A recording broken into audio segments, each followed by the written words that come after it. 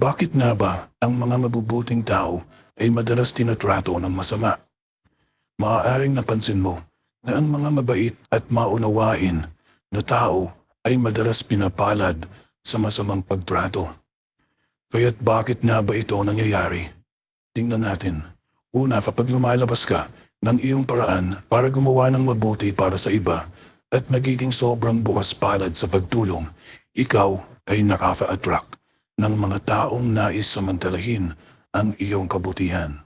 Maaaring nakakainis ito dahil habang binibigay mo ang lahat ng meron ka, may mga tao na walang pag-aalinlangan na gagamitin at pagsasamantalahan ang iyong pagiging mapagbigay nang hindi nagbabalik ng kahit anong kabutihan.